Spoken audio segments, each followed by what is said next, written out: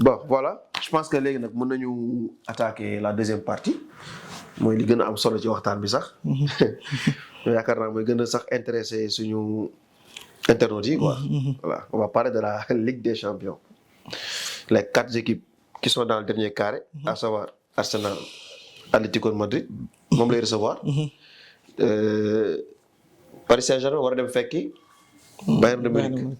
Voilà léegi match boobu je pense dañ koy bàyyi ci ginnaaw on va commencer par le match d'Arsenal Atlético Madrid. pour terminer par le plus grand match bi ñëpp di xaar quoi. parce que pour ñun jàpp nañ ni déjà c'est la finale avant l'heure quoi. bien sûr waaye c'est la finale avant l'heure donc retour déjà aller 1-1. Wanda Metropolitano. ñaari but yëpp ay lan la c'est des penalties. loolu moo lay won maanaam. football amu fa. match bi ni mu ñàkkee jeu bu offensif habilité offensive quoi. deuxième mi-temps bi sax bon c'était intéressant neexoon na parce que Atlético mi ngi doon football. mais match boobu moom vraiment ça n'a rien à voir ak match bi ñu doon xaar fële. waxuñu nag dañu war a dugal 5 buts 9 buts wala waxuñu loolu mais au moins moo nañ gën a football ñu gis plus d'occasion de but. mais Arsenal waruñu benn occasion de but.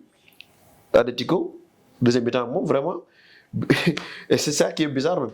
deuxième mi-temps bi dañoo remplacer dugal défenseur génnee militaire mais après ci lañ gën a football créer occasion ba dugal ci lañ am penalty bi dugal ko. donc retour bi ñu war a jouer tey terrain Arsenal sachant que Arsenal quart de finale bi ba mu demee fële am 1-0 dafa ñëw samp nul 0-0 tey dafa am 1-1 fii naka nga gis ne bu ñëwee noonu la nar a footballé xaram bool moom lay tegaat xaar ay coup de pied arrêté corner wala da nga yaakaar day ñëw jéem a jël bal bi football. match boobu mooy match défenseur yi parce que gis nañ ko démb il faut le dire quand même match défenseur yi la parce que. yam nga gën a risque nag. parce que li la koy wan rek mooy soo xoolee match bi nga xamante ne moo njëkk am te nga xamante ne maanaam moom la ñuy mujjee muy match bi opposé woon Paris. Bayern da ngay gis ne carrément match boobu noonu match attaquant yi la.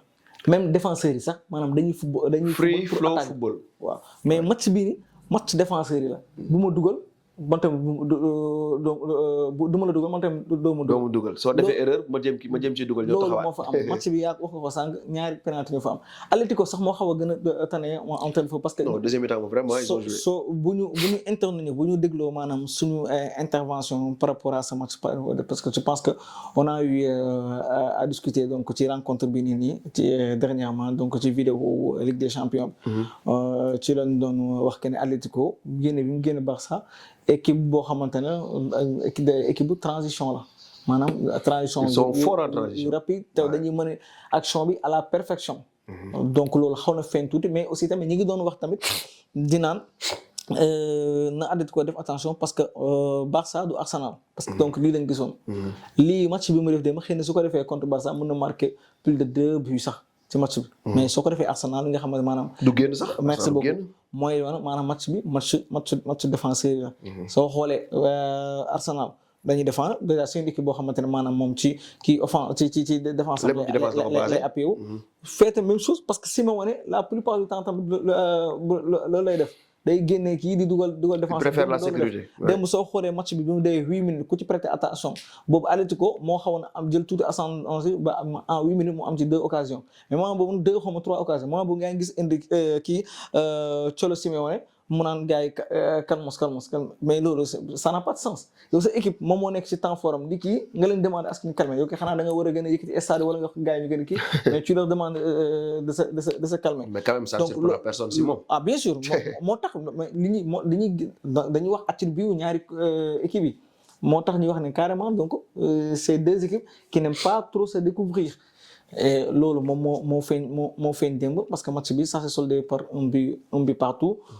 képp kuy amateur football je pense que jëloo trop tu n'as pas pris beaucoup de plaisir à regarder donc à regarder ce match mais ça n'a pas surpris donc beaucoup de personnes tamit parce que ñëpp gisoon nañu que ne match bi ce sera un match fermé ce serait un match fermé et loolu mu léegi nag ndax retour bi lay doon effectivement loolu laa gis man lenn rek laa gis ne peut-être xëy na mooy xawat mu changer Arsenal ils jouent chez eux peut-être ak kii bi public bi tout ça dina leen galvaniser ba ñu yokk un peu d'intensité parce que man Arsenal à part intensité bu ñu yokk gisuma leneen lu ñu mën a yokk maanaam ci seen football lan lañ yëg yow loo xamante ne maanaam saison bi yëpp tu as joué da nga mën a ci benn match nga mën a changer ñëw ñu gis football gis ay circuit de jeu et tout ça loolu c'est pas possible leen da nga mën def c'est-à-dire gën a pare défensivement parlant bi nga xamante ne maanaam yow loolu ci mooy sa base ba pare gën a andi intensité joueurs yi maanaam ñu surpassé wu instant bii nii ñëpp gis nañ ne carrément ils sont émoussés ils sont éreintés et tout ça tout ce que tu veux ils sont rincés joueurs yi amatuñu gaz et loolu ñëpp ñi nga xamante ne maanaam amateur football yi les connaisseurs séntu woon nañ lii donc man loolu kese laay gis que ne Arsenal peut-être mën na fa am luy dollee ko ci moom par rapport ak li mu joué dem mais du nar parewuma pour xalaat que ne dinaa gis une équipe d'Arsenal boo xamante ne day ñëw jouer pour gagner tout ça gisuma pour man match bi ñu gis démb match bu mel noonu pour man moom la nar a gisaat au match retour et ça va être difficile nga prédire kan mooy gagner parce que Arsenal il joue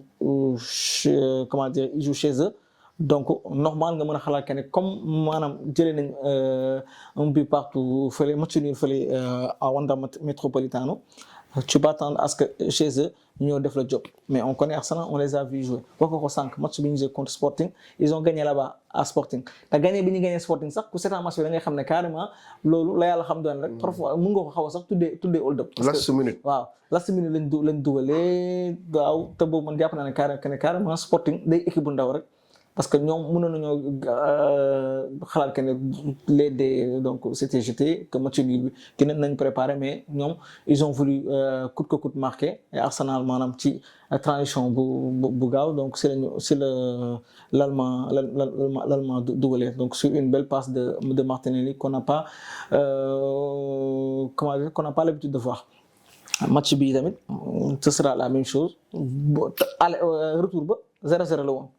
Donc bii tamit ce sera la même chose tu joues Atlético match des défenseurs ce sera un match fermé après bon que le meilleur gagne laay wax mais wax dëgg yàlla man moom du ma aventuré wu di wax ne Arsenal mooy gagné wala ma ante parce que pour man les deux équipes peuvent se qualifier ku nekk mën ngaa gagner sa morom sur le fil comme ça mais gisuma écart de plus d'un but je suis désolé match bi sax mën na dem sax ba prolongation ba dem ba série penalty gars yi loolu nañ ko bàyyi xel. Bon li ma gis ni moo mën a sauver match bi lenn la mooy ñu am chance dès le début à l'entame rek bu am comme match Real bi amoon Allianz Arena. tak bu am xëy na loolu dina tax gars yi parce que soo taxawul loolu win or go home la da ngay jouer soo gañewul da ngay ñibbi. donc souvent ça va les obliger ñu génn football quoi. képp ku ci jël bi ñu ngi génn football ci ñoom ñaar. xam nga kan lay doon mais da ngay tu es obligé boo xoolee Atlético bi passé bi mu jëlee bii si la commencé génn football. donc je pense que loolu moom bu amoon dina tax match bi gën a ouvert quoi par contre suñ defee 0-0 premier mi-temps ragal naa li nga wax am ñu mujjee noonu ba 0-0 ba prolongation sax ba série xaj mën na fi nekk.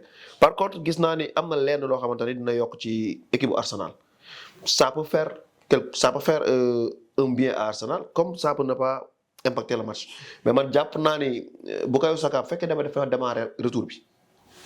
Arsenal mën na défendre te Bukayo Saka si benn déboulé mën na si keroog def na ko Ruggeri boo xoolee am na benn action bu mu koy valser nii mu daanu jaar ne mu dem yoonam. loolu suñ ko fa mayee ci match bi su amee tir bu jëm ci camp yi day dugal de. loolu yàgg na ko dugal ñu koy gis. donc je me dis que bu fekkee il a la forme ba mën a démarrer le match sans qu'on le force suñ ko su amee isolation ak Ruggeri il a de fortes chances mën na si génn dugal benn but loolu moom. Saka mën na leen defal loolu quoi. comme au temps ni mu ko daan defee. mais à part ça moom mooy li nga wax laa gis match bu serré bu fermé laa gis kenn du ñemee génn tant que bi amul kenn du ñemee génn. donc foofu nga pronostiquer ka ma gagné dina xaw a jafe lool. kon yow tamit damay fekk ci match défensif. waaw dina jafe non si ñun xam nañ ni ñoom loolu la ñuy joué. Atlético ça fait 10 ans 15 ans El Cholo loolu lay football. Arteta boobu léegi loolu lay football boo xoolee Euro la lañ leen tooñee ñoom ñaar xaram bool loolu lañ leen tooñee. donc tu vois que ñoom ñaar ñoo bokk li ñuy joué donc loolu du bett kenn. mais li ma lay wax nii rek mooy que comme Saka bi passé bi mu duggee yàggul ci terrain bi mais tuuti bu mu fi dugg noonu rek gis nañ que ni am na leen lu mu indi tuuti danger si kanam comparé ak avant quoi. doon na tax gars yi di gën a reculer di ko sóoraale ñoom ñuy avancé am benn instant sax muy def benn slalom nii di teggi waat def passe pour laaj combinaison mais après jotaatul bal bi. c'est ça donc match bi mën a joué wu foofu comme mën a joué wu aussi si coup de pied arrêté te attention coup de pied arrêté Arsenal instant bi mënu ci Atlético. boo xoolee sax Atlético instant yi moo ko ëppalee coup de pied arrêté yu mu dugal en Ligue des Champions instant yi 4 yi tase Arsenal moo ci gën a néewle li mu dugal coup de pied arrêté Paris am na si 8 xaw ma 9 Bayern am na ci 7 wala 8 moom tamit Atlético am na ci 7. moom 6 la ci amoon 5. seen game fort. waaw donc moom moo ci gën a néewle lim dugal li nga xamante ne moom la ñu wax ni moom mooy foram donc match bi mën na jouer si coup de pied arrêté aussi bu ñu fàtte loolu ah. c'est sûr Alvarez d'un côté Rice de l'autre côté aussi. coup franc aussi match bi mën na jouer foofu. parce que match bu serré la donc ñoom lépp lu ñu am dañu koy jàppee occasion coup franc corner tout ça c'est des occasions si match boobu. donc après on verra kan mooy génn mais bon man moom j'aurais bien aimé Atlético génn mais nag loolu sama préférence la rek quoi. après on verra fu muy mujjee. man match boobu moom fu dëgg yàlla man ku ci mënti génn tamit parce que li ma jàpp mooy que ne ñaari équipe yëpp ku ci génn tamit boo tasee boo demee final. je ne te vois pas outsider bi kële mooy favori bi. kii génn fële mooy favori. je ne te vois pas gagner parce que je pense que les yeneen équipes yi sont tellement forts ba nga xamante ne yow tu vas passer ton temps à défendre moom va passer son temps donc à t'attaquer. waaw en tout cas loolu la ñu gisagum mais football tam dafa doy waar de faut jamais dire jamais tout est possible. du ñu favori moom mais tout est possible ah.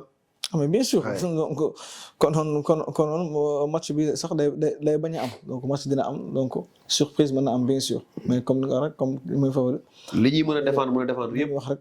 bis boo découvrir ci kaw dugaloo leen suñ la jekkoo transition rapide dañ lay rey de. ah mais ils vont te tuer. déjà moom moo Arsenal bi moo tax ma ne Arsenal bu yeboo na gën a mën défendre. na gën a défendre parce que Atlético pour man équipe la boo xamante ne seen transition yi franchement aspect de jeu boobu bu ñu maîtriser la. ñu ko maîtriser trop avec un Griezmann boo xamante ne ñëpp xam nañ ne talent. donc moom il bonifie l'équipe il bonifie aussi tamit attaque équipe yëpp moom moo koy si moom lay jaar et toujours c'est le métronome il va faire la passe qu'il doit faire waaw ak comment dirais-je rapidité bi mu laaj et tout ça et lépp day carré donc mais on voit que l'âge mi ngi joué si moom parce que match bi passé am na action yu war a yoo xamante ne si c'était le Griezmann d'antan da koy dugal. comme tous les autres joueurs. Ouais. c'est normal mais boo ko gisee jouer da ngay gis que c'est un très beau joueur. donc ma laaj ko kon internautes yi ñoom kan lañ gis ni moom moo nar a génn ci match bu xaw a jaxasoo boobu man xaw ma kan mooy génn mais dama bëgg Atlético génn juste parce que c'est la dernière de Griezmann. loolu bokk na si gën a tax ma bëgg mu génn mais bon. li ngeen wax ñu seen xalaat ci match boobu kam war a génn. yàqamti naa gis seen réaction si commentaire yi par rapport ak loolu parce que bëgg naa leen niir bu xool kenn ku nekk ban lan mooy sa xalaat ak aussi tamit ñu joxe aussi tamit lan yan raison moo leen poussé ñu gis que ne équipe boobu mooy génn. c'est-à-dire l'équipe de leur choix quoi. d'accord après ngeen tontu ko ci sondage bi. y aura un sondage bi ànd ak vidéo boo xamante ne dinañ leen poser question si ñan lañ jàpp ñooy dem final. si ñaar match yi. léegi nag bon assez parlé de ce match là. Parlons du match le plus important. Le grand match. Ouais. Qui va être le plus spectaculaire aussi. Le match des attaquants. Ouais. Le match du jeu offensif. Appelons-le comme ça. Parce que bii passé am tamit pour man c'est pas quelque chose de normal. 9 buts si benn match c'est fou. C'est fou. Donc attendons-nous à quelque chose de pareil wala lu ko jege. Parce qu'il y aura aussi beaucoup de buts sur le retour. Bien sûr. On ne voit pas un match où il y aura un 2-1 wala loolu on voit minimum 4 à 5 buts si match bi. xamuñu nag kan ak kan ñoo koy dugal mais gëm naa ne 4 à 5 bi moom dinañ fa eggaat ci match bi quoi. Voilà léegi jàll nañ premier match boo xamante ne c'était un match très palpitant. bu am rythme trop ba gars yi sax boo xoolee ñu ngi naan est-ce que nekkul match bi gën a neex ci liñ seetaanagum ci demi-finale yi alors que daaw rek gars yi ñu ngi doon jël match aller-retour bu Inter Milan bi ak kii bi ak rebondissement yi am yëpp. Inter Milan Barça gars yi ñu wax naan ci histoire Ligue des Champions c'est le match le plus fou. je pense que nag boobu moo daak ba sama gis rek. bon pour man côté sensation laay wax pour man boobu c'est plus fou. parce que scénario bi ni mu demee. mais scénario boobu c'est chaotique. amul fenn. c'est chaotique loolu amul fenn. à 2 reprises. amul fenn ni la mënee 2 bi azur après nga ñëwaat mais équipe bi tamit maanaam parce que buñ doon yeneen équipe yi suñu revenir sa kaw comment dirais-je en égalisant. ba jëli la 3-2 mu des 2 minutes 3 minutes. non mentalement tu t'avoues vaincu. Ouais. mais on n'a pas vu une équipe Inter boo xamante ne maanaam dafa déposer les armes mais plutôt en tout cas match boobu noonu ñaari équipe yëpp franchement seen mental. ils ont donné un spectacle boo xamante ne man bi ma dalee seetaan football ba léegi bi ma dalee seetaan football ba léegi à part aller-retour Inter Milan tamit la woon Inter Milan aussi la woon bu 2010 à part boobu pour man bii aussi c'est l'un des plus fous te bii sax moo gën a moo gën a dingue quoi c'était une dinguerie comme on aime le dire. C'était une dinguerie. mais fàttali la rek internet fàttali la rek donc ñu delluwaat ci suñu sujet. voilà donc bii moom c'est plus spectaculaire. mooy bi ñu jàll. parce que bëri na bii trop. bien sûr te boo xoolee sànq wax nga benn attribut boo xamante ne jour boobu moom la Inter wane mooy lan ñu mëne la ba dem ba jàpp ni tu es enterré tu renais de tes cendres nga gagné match bi. keroog Bayern lu mel noonu la ñu xaw a wan. si parce que yaakaar naa à part Bayern bépp équipe bu fi demoon Parc des Princes su la pare dooree 5-2 moment boobu noonu. boo deful nag da ngay jéem a limiter la casse da ngay taxaw. ah bien sûr. Bayern taxawuñu. mentalité allemande bi nekk si ñoom. orgueil bi nekk si ñoom. loolu mooy la ñu taxaw dañoo continuer mettre le gaz. après lan lañ mujjee gis mooy mënoon nañu ñëw 5-5. le match s'est terminé sur un 5-4. moo tax le retour promet des étincelles. te comme aller bi rek nga gis mental boobu noonu nga gis ko ci allemand yi. donc ils ne sont pas vaincus. retour bi dina metti. bien sûr. naka nga gisee retour bi. tu penses que Paris dafay ñëw def la même stratégie faire dos rond wala dafay jéem a jouer sur son orgueil def jeu égal ak Bayern wala nan la nar a def qu'est-ce que tu vois. bon balaa may ñëw si retour bi juste rek ma analyser un tout petit peu li xew ci match aller bi wax nga ko tout à l'heure ci say kàddu benn équipe bu mu doonoon bu dul Bayern tu vas essayer de limiter la casse donc en essayant de faire estomper comment dire l'hémorragie mais Bayern xamul taxaw. Bayern na xamul taxaw. bu ko defee def loo xam ne xamu ko te man boobaa day gën a bii day gën a yokk. non du ko def Bayern c'est la meilleure attaque d'Europe encore une fois moo ko fii nii ren déjà les chiffres le prouvent li ñuy seetaan aussi tamit. di ko gis des chiffres stratosphériques. di ko gis loolu aussi tamit day gën a ñëw étayer loolu noonu. des occasions. nu nekk mën nañ ko attaquer dañuy attaquer seen ñaari côté yëpp la ñuy attaquer ñaari côté yëpp ay fitti ñoo fa nekk yoo xamante ne très franchement te match bi passé wane na ko match Bayern contre Real Madrid waaw mën nañu wax ne Luis Diaz deful match aller comme retour. certes il a marqué mais match bii nii c'est pas un bon match bii nii franchement impacté na ko aussi tamit maanaam joxe na si partition comme Olise tamit donc soo amee équipe boobu boo xamante ne maanaam muy Olise di Luis Diaz ba pare nga ñëw tegal leen Harry Kane pour man le meilleur numéro 9 actuellement tout simplement franchement ça va être une équipe qui est injouable offensivement parlant parce que équipe boobu noonu li may wax rek bu ñu fàttali maanaam waxuma Ligue 1 parce que pour moi Ligue 1 Paris Saint-Germain il a tendance à se relâcher parfois parce que xam na ils peuvent se le permettre parce que xam na dañuy jël championnat il a de la marge. Bi seen bopp. waaw c'est ça. mais en Europe gisuma équipe bu leen dugal plus de 2 buts match yi may fàttali ko moom mooy super coupe d'Europe bi moom ak Tottenham bi nga xam ne Tottenham moo leen mën a woon sax déjà 2-0 ñoom ñëw 2 buts partout match maa ngi fàttali aussi tam match contre Sporting ak Bayern mi nga xamante ne nag maanaam moom moo leen dooroon 4-2 je sais pas xaw ma 4-1 xaw ma 4-3. loolu ba match la. Paris Bayern. non année bii nii. année bii bien sûr je pense que c'était 2-1. au match aller. bi ñu joué bi yoon benn match lañ joué xam nga ñoom ñaar. ci en Ligue des Champions. en Ligue des Champions ci phase. waaw 2-1 la parce que boo xoolee si mi-temps bi si la Luis Diaz di jël rouge bi gaañ Hakimi. donc ils ont joué la deuxième mi-temps à 10 maanaam 9 ak góol. dama ko jaawale mais ils ont gagné. dama ko jaawale ak match bi nga xamante ne moom la Arsenal door Bayern 4-1 mais day ñëw. gën a leeral li may wax mooy que ne Bayern bi ñuy wax nii sax nga xam par exemple moom mooy une attaque phénoménale. 2 la leen dooroon au match aller maanaam PSG. donc loolu lu muy tekki. mais quand même ils ont joué une deuxième mi-temps à 9. ah bien sûr loolu aussi ça peut se comprendre mais juste rek parler li nga xamante ne par exemple mooy facteur si fay Bayern 2 la ko dooroon ak circonstances yëpp yu mën a xew si match bi.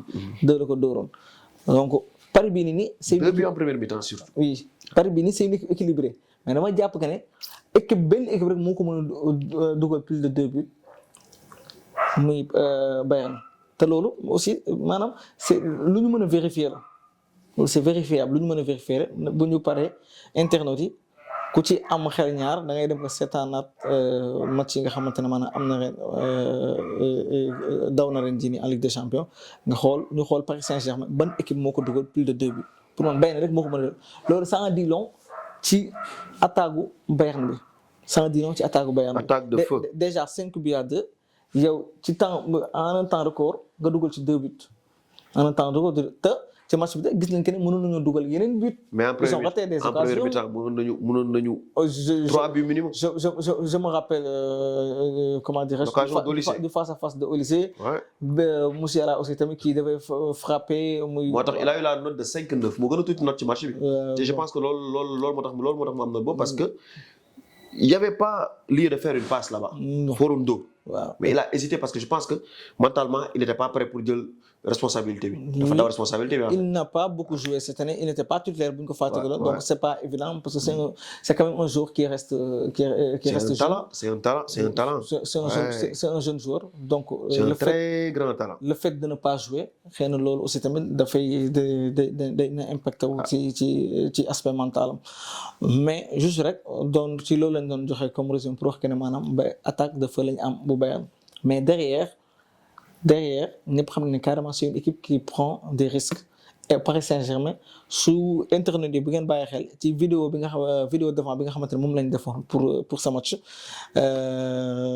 waxoon naa que ni Bayern bu Real bu mënee jouer di ko dugal bi c'est parce que ni Bayern di footballé moo tax mais ku seetaan match aussi tamit moom ak Real da ngay gis ne carrément Real amul football boo xamante ne moom moo war a mën a gaañ Bayern mais aussi sur les transitions rapides 1-2 passes but du Real parce que ni Bayern di jouer la. waaye bii Mbappé bi si loolu la jógee ah. effectivement Mécano moo waroon jëlul. Mbappé déposé ko dem dugal. te bu ñu xoolee match ñoom ak Paris bi tamit soo xoolee bii yu Paris dugal yu si bëri ay transition rapide la. non du yu bëri yëpp kay. yëpp la. 1-2 3 passes. kaw but 1-2 3 passes. et à part le penalty ak but Joao Neves bi 3 buts yëpp. C'est des contres tellement rapides. loolu nag moom mooy permettre ma def transition nag donc ci match retour bi pour dire que ne attention est-ce que naruñoo gis man boog ci sama xalaat mu ne est-ce que naruñoo gis li ñu gisoon ci match aller bi c'est-à-dire nga gis benn équipe Bayern boo xamante pour man day maanaam élan offensif bu gën a am doole Paris Saint-Germain nag daal di gën a taxaw di dem nag di jouer par contre. Donc yow gisoo à aucun moment Paris gën a disputer le ballon avec le Bayern. Non, je pense que match aller bi nii daf leen tax ñoom ñu comprendre que ne ça va être très compliqué ñu disputer ak moom bëgg même su fekkee ne mën nañu rivaliser ak moom ñoom bu ñu seetaanee match aller bi war nañu dinañ gis que ne maanaam ils vont devenir sax perdants parce que su fekkee ne par exemple yow chez toi mënoo disputer ak ñoom bal bi au match retour bi nga xamante ne maanaam ñoom seen dëkk lañ nekk Allianz Arena génn disputer ak ñoom par exemple conquête bal bi ça va être un peu compliqué donc ñoom gis nañ carrément ce qui a fait leur succès ci match boobu noonu pour man ci la ñuy appuyé gën a appuyé c'est-à-dire une équipe donc pas sax boo xamante ne par exemple day nekk comme Atlético Madrid wala Arsenal ñu xam ne mel noonu mais une équipe boo xamante ne day comprendre que ne équipe bi may joué nii lii mooy force am donc dama koy nangul force am man aussi tamit ma joué donc aussi tamit ci ay faiblesse am c'est-à-dire attaquer ay faiblesse am comme ni mu nee match aller bi donc man match retour bi ñëpp ñu naan Bayern na dëkkam lay joué maam bu jàpp mais man li ma xalaat mooy que ne effectivement Bayern daa marqué des buts parce que comme li ma la wax c'est une attaque ils ont une attaque de feu une attaque phénoménale boo xamante ne sax bu la neexee sax mënoo koo sax décrire mais attention cette équipe du Paris Saint-Germain tamit maanaam ils ont des joueurs très talentueux ay joueurs yoo xamante ne aussi tam ailier yoo xam ne bon Kvaratskhelia je pense que moom dañ koy fàtte mais ren plusieurs fois surtout si deuxième partie saison bi nii match yi ñuy gagné yëpp da ngay gis ne carrément moom mooy kii match bi. Actuellement pour moi c'est le meilleur joueur du Paris Saint-Germain. Clairement. Cette année-ci. Oui et tu as un désir boo xamante ne bu fekkee ne fawul il a le talent donc pour mën a permettre à ce Paris mu conclure par exemple aussi occasion yi muy am tu as Barcola si banc bi donc xamuñu ndax match retour bi day démarrer wala du démarrer donc Paris aussi tam possède aussi tamit.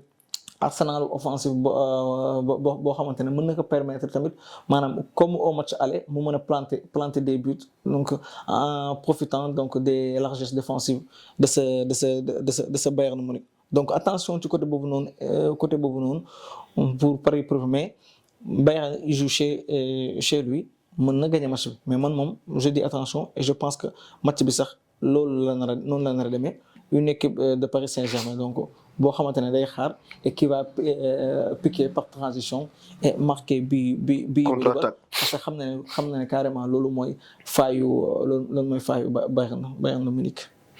Bon Donc finalement. Ce sera un remake du match aller. Comme li ñu waxoon sànq ci match Atlético Arsenal bi. loolu tam la ñu nar a gisaat côté bee tamit. même chose. c'est ça mais bi yoon day gën a maanaam ce sera de mal en pis. maanaam dañuy gën a taxaw. ñee dañuy gën a attaqué. li nga wax am na si. mooy lan problème bi mooy soo gënee attaqué bu fekkee dugaloo. mais il faut te faire mal. il faut te faire mal. mais de l'autre côté aussi bu fekkee da ngaa gën a attaqué ñoom bu fekkee dañoo flanché. ñoom tamit ils vont prendre une valise. ça c'est vrai que moom tamit. donc match bi lu nekk mun na am.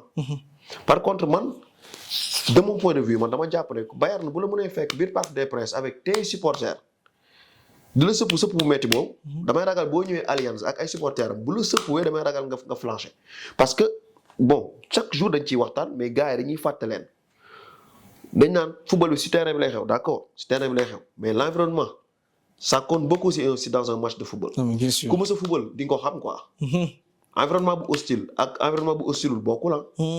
voilà donc tu vas jouer devant des supporters yoo xamante ne ils vont pousser leur équipe jusqu'au bout. te Bayern bu ñu nekkee biir Allianz dañuy mel ni ay dof keroog maa la koy wax. boo xoolee plus de 28 jëm 30 match benn lañ ci perte. à l'Allianz mooy seen match daaw quart de finale ñoom ak. Inter de Milan 2-1 bi. te 2-1 boobu Inter de Milan amul lu mu dundul foofu. xaw nañ leen rey. mais tamit ñoom comme li nga wax rek ils avaient une défense tellement solide. loolu moo leen sauvé quoi avec un Sommer aussi. des grands rendez-vous quoi.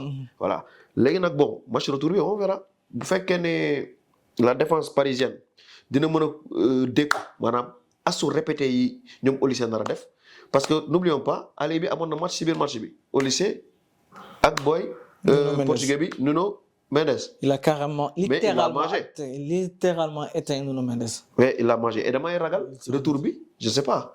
Bu fekkee dafa am effet ci mentalu Nuno Mendes, mais kon Olysée va le bouffer tout cru. boo ma permettre ci 30 secondes rek ma am dara. match bi mën a joué wu foofu. lu ma fàtte. mooy que ne Paris Saint-Germain bu ñu fàtte ne dafa mel ne dañoo perte Hakimi. et loolu aussi dina compter bu baax ci match bi. dina compter bu baax. parce que Hakimi dafa am importance ci manière bi nga xamante noonu la Paris di attaquer. contre yi def. dafa ci am importance moom ci moom lay démarrer. boo xoolee bal bi muy passe gars yi di effacer après je pense Varane moo ko dugal. xoolal li 2 touches la def egg na si camp yi. vraiment. def passe tellement li ñu doon daw dafa bari que ñooñu mënuñu jël bal bi ñoom tam ils ont été intelligents ñu effacer ñu naan ñëpp bal bi dem si ginnaaw. Varane ñëw rek finir mais Hakimi loolu muy indi noonu rythme boobu muy defee contre attaque am. Je ne vois personne là-bas faire mën a def la même chose que moom. sur le côté droit gisuma ko quoi. déjà Nuno Mendes il n'a quasiment pas monté ci match. il n'a pas attaqué parce que talu. Olysée da ko tere mu attaqué. talu ko Bayern ni ñuy joué dañ lay asphyxier sa camp ba yow boo deful nànk yow da ngay ragal seen joueurs yi gën a dangereux doo mën a dem.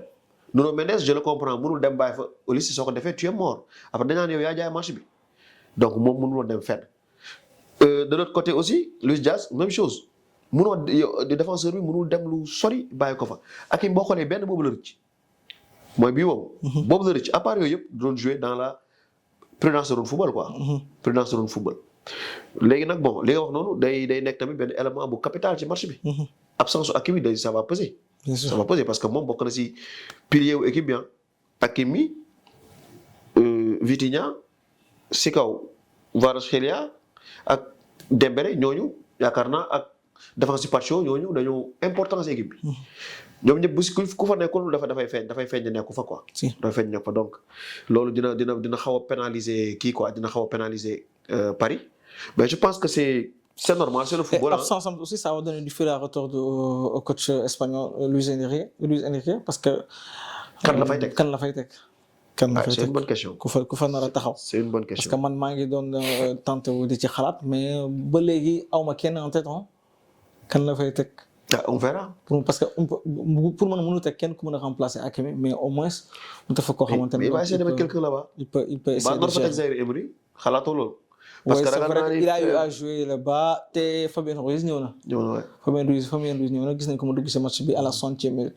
li nga wax aussi tamit xalaat la mën na fa teg Zaïre Emery. c'est très possible mu teg ko fa parce que man xalaatuma woon sax Zaïre Emery parce que deuxième partie franchement yéeg na niveau am ba militaire mi kii et tout ça mais comme Fabien Ruiz ñëw na teg Zaïre Emery bi nga xamante ne par exemple moom mi ngi nekk si niveau et tout ça nekk si confiance dina ko permettre c'est-à-dire mu am 2 jours yoo xamante ne c'est des jours yu am c'est-à-dire un Zaïre Emery en confiance et aussi un Fabien Ruiz bi nga xamante ne maanaam aussi ci pilier yu équipe bi si la bokk parce que gis nañ liy def ci succès Paris bi daaw moom aussi tamit ci la bokkoon.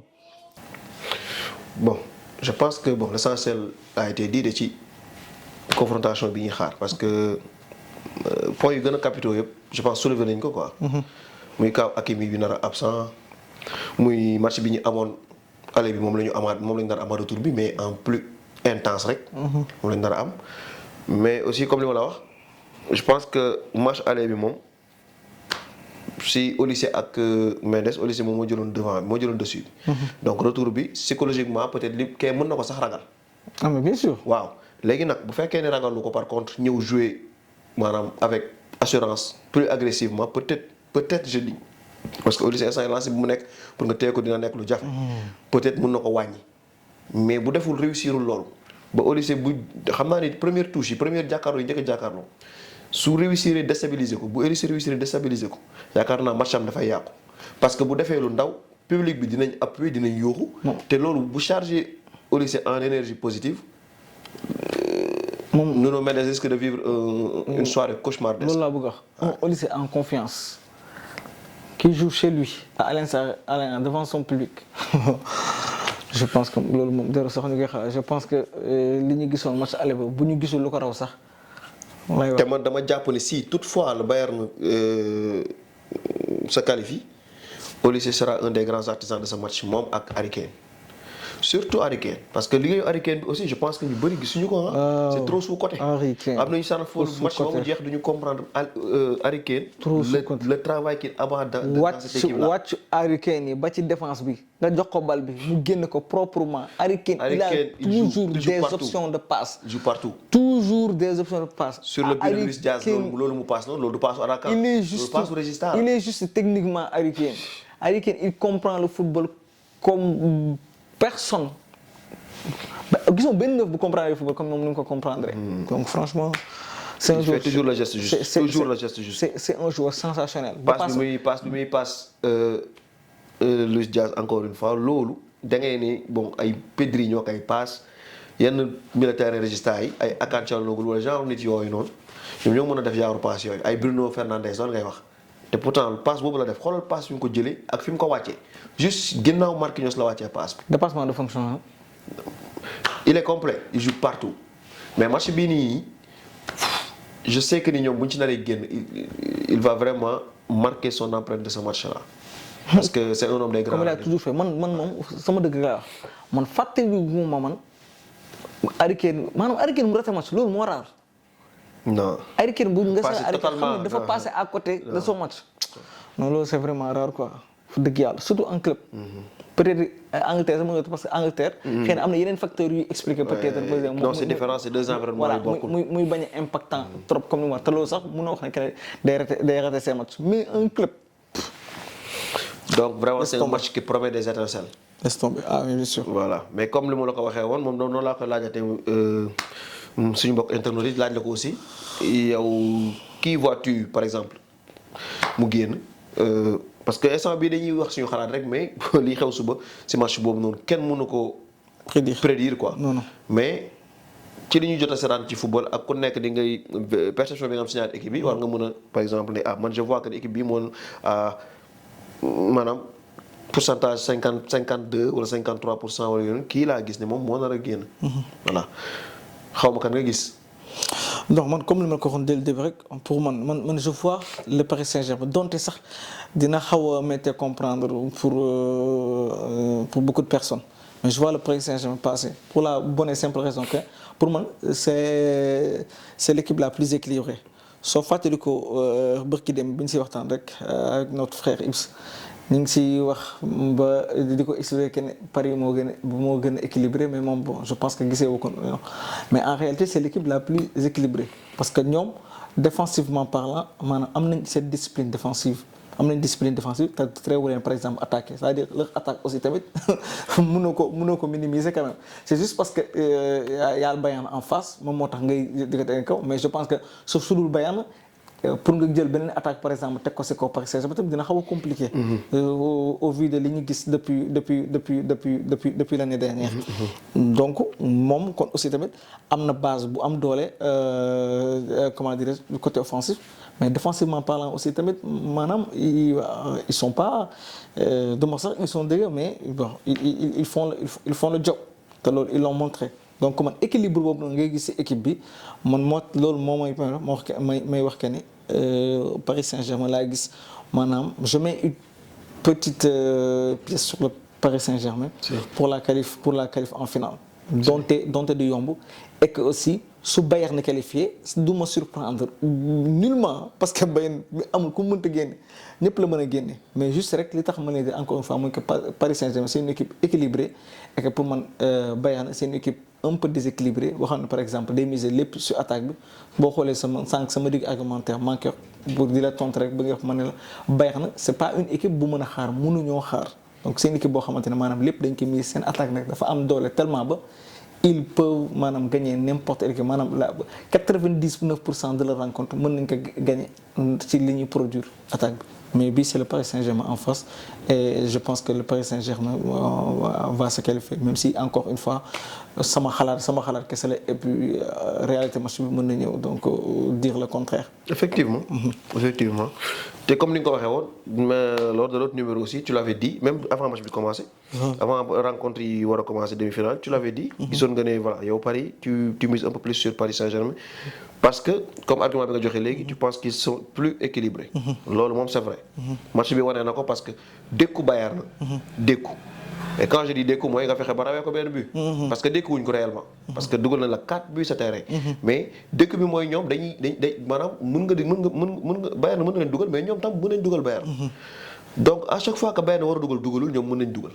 loolu moom mooy clé match bi. te dugale wuñ comme ni Bayern dugalee Bayern day teebal bi teg ba jaaral ko fu mu ay circuit de passe circuit de jeu yu leer naa ñu dugal Paris Saint-Germain. ay failles yu Bayern maanaam lay exploiter di dugal. transition yu rapide mais mooy li ñuy wax sànq ci système Flick bi. loolu mooy revers de la médaille. Bayern mënul attaquer ak ñëpp ci kaw ba pare mën a tamit couvrir défensivement affaire yi facilement. donc soo amee ay joueurs éclairs yu mel ni comme ay Kvaratskhelia ay Dembélé ay Hakimi du fi nekk benn mais ay Doué ñooñu dañu ay Barcola mais ñooñu c'est des flèches. donc bu ñu la rëccee mën nañ la dugal. donc foofu damay d'accord ak yow ci vision boobu nga am ci match bi quoi. par contre man li tax ma miser plus sur le Bayern que sur le Paris Saint-Germain. mooy comme man tam ni ma ko waxee woon dans l'autre numéro. mooy que déjà Bayern fekki na nu ñu koy tuddee Paris Saint-Germain biir Parc des Princes. joué ak moom déjà. aussi am na lu ñu doon fàtte mooy que le coach n'était pas sur le banc bien que dina mën a communiquer gars yi mais il était loin du banc. tu vois. nga joué ak ñoom foofu nga def 5-4. aussi un point bu ñu souligner arbitre yi il doit vraiment xool ni ñuy gérer match yi quoi. parce que match yi ñoom match yëpp il faut parler d'eux. je pense que saison bi saison bi su jeexee.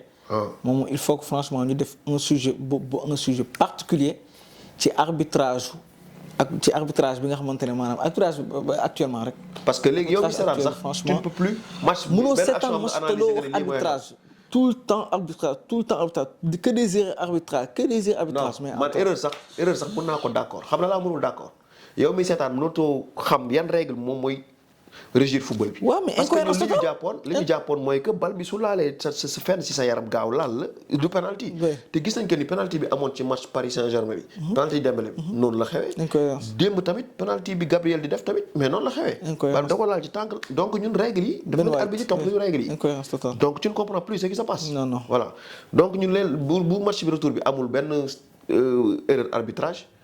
dañuy jël franchement dañuy jël parce que match bu mel comme match bi nii man je pense que waruñu bàyyi arbitrage bi di ko décider di décider malheureusement loolu la ñu gis presque match yi ngay seetaan yëpp da nga gis ne arbitrage mooy décider di sort des matchs. Bon, j'espère que ce match-là sera différent des autres. C'est malheureux pour le football, c'est malheureux aussi pour les amateurs. On l'espère pour les amateurs, on l'espère pour tout le monde, même pour les joueurs protagonistes yi nekk ci terrain bi ñoom tamit parce que daw ba sonn war a gagner nga perdre ko par arbitre loolu tamit neexul ci xol. donc j'espère que les arbitres vont vraiment relever leur niveau. xam nga gérer match bi de façon normale. ki war a gagner. mais man moom foofu je vois le Bayern sortir mooy yi ma la wax sànq loolu mooy 1. 2 mooy lan ils vont tellement dominer ce match, ils vont tellement se créer d'occasion que fenn lay teg match bi mooy que et c'est une condition hein. Condition su nekkee c'est une condition vraie rek je pense que le Bayern va sortir mooy nag si le Bayern réussit à marquer la moitié de ses occasions parce qu'ils vont créer beaucoup d'occasions. Match bi passé rek ils en ont créé plus de 6, 7. Bii tamit attends-toi à ce qu'ils en créent minimum 10. Ça c'est sûr. Donc pour rattraper le retard du ñu xaar benn yoon dañuy gën attaquer. Donc s'ils réussissent à marquer les buts je les vois sortir et beneen argument bi mooy lan comme ni nga ko waxee sànq Hakimi ne sera pas là. Compagnie sera de retour sur le banc. Mais de 3 mooy lan il joue à l'Alliance. te comme ni ma la ko waxee ñoom fa pour ñu perte match waxuma mënuñ ko perte parce que bu ko Inter mënee def daaw Paris mën na ko def ren. waaw mais nag c'est pas quelque chose de donné c'est pas garanti. koo xam ne sur 30 et quelques matchs benn nga si perte kooku gagné la gën a jege que perte. même si c'est Paris qui est en face. donc comme ni nga ko gisee ni nga ko waxee. Tu vois Paris sortir moi je mise une pièce aussi sur le Bayern de Munich. après nag match bi moo ñu mën a édifier ñu xam après voilà ñaar système yi ba moo nar a dem en finale quoi. voilà Paris moom moo nar a dékku Bayern ba dem finale wala Bayern moo nar a acculer Paris ba dem finale maintenant. Rendez-vous inchallah mercredi prochain. mercredi waaw mardi aussi da nga ko ci boole parce que bul xeeb gars yi dañuy football. bon yow dem final bu fàttali benn finaliste yi foofu lay jógee. donc le match des défenseurs qu'importe mais benn finaliste yi foofu lay jógee donc c'est un match important. ah bien sûr. Ouais. Ils ont eu le mérite d'atteindre les demi-finales donc. voilà moo tax quoi donc. inchallah ñu ngi yàkkamti yegg si impatiemment mardi mercredi. lépp leer ñu xam final bi kan ak kan lay doon. c'est ça donc yéen tamit ñi seetaan. si kii bi ci sondage bi. mun ngeen ñu wax ñan ngeen gis ñooy génn si ñaari demi-finale yi. ñun wax nañ leen ñu gis. match bële ñun mun décidé wuñu waxuñu la kan mooy génn. mais wax naa leen ki ma bëgg mu génn mais par contre bii moom jàpp na Paris moo nar a génn man jàpp naa ne Allemagne yi ñoo nar a génn. donc rendez-vous inchallah mardi mercredi pour ñu mun a édifier aussi si cas boobu noonu. bu ko defee émission bi fii lañ koy yamale. un petit mot de la fin pour. nos chers internautes. waaw donc di remercier d'avance rek suñu internet yi nga xamante ne donc dinañ prendre leur temps donc de seetaan vraiment vidéo bi déglu aussi tamit analyse yi nga xamante ne maanaam yëkkati nañ ko fii et puis aussi ñu joxe seen avis surtout si commentaire parce que comme on le dit ñun waxuñu kenn dañoo am le monopole de la vérité juste on dit juste ce que l'on pense parce que dañoo am passion donc su football nekk ay amateur football comme ni ko ñeneen ak ñeneen nekkee donc dañuy joxe juste suñu xalaat. donc dañuy inciter bu baax a baax donc ci interaction bi nga xamante ne maanaam internet dinañ ko am ñu c'est-à-dire ñu jël seen temps seetaan vidéo bi du début jusqu'à la fin ba pare joxe aussi tamit ñoom seen xalaat te comme ni ñu ko waxee tout à l'heure dina leen permettre cette fois-ci maanaam ci sondage yi ñu wax ñu kan ñoom aussi tamit lañu xalaat pour comment dirais-je pour aller en finale surtout ci ñaari ñaari demi-finale yëpp donc di leen fàttali aussi tamit ñuy like vidéo yi day am solo bu baax a baax mais aussi ñuy abonné dafay am importance bu baax a baax bés cloche de notification yi su ko defee chaque fois bu vidéo yi continue su amee ñu yëg ko à temps quoi mën ci interagir directement ñu jot ko donc ñu jox ci aussi tamit ñoom seen xalaat comme ni nga koy waxee donc dañ leen remercier bu baax a baax aussi tamit di remercier aussi suñu technicien bi comme li may wax la dernière fois rek mooy travail bi gën a yomb ñun moom la ñuy def c'est-à-dire toog di wax suñu xalaat donc bu leeree bu son bi leeree bu image bi leeree donc moom la donc dañ koy jaajëfal bu baax a baax di ko remercier aussi di wax suñu internet yi aussi tamit ñu bigawal ñu ko donc loolu la ñuy wax di leen wax rek ba beneen numéro incha allah donc ma bàyyi la nga tëj ci. un grand big up à Mezzographe derrière la caméra. aussi au montage la réalisation. liggéey bi muy def rafet na voilà te ñu ngi ci am ay retours yu positifs tout le temps. surtout donc ñu ngi sans moom lii yëpp du mën a possible comme je le disais tantôt keroog.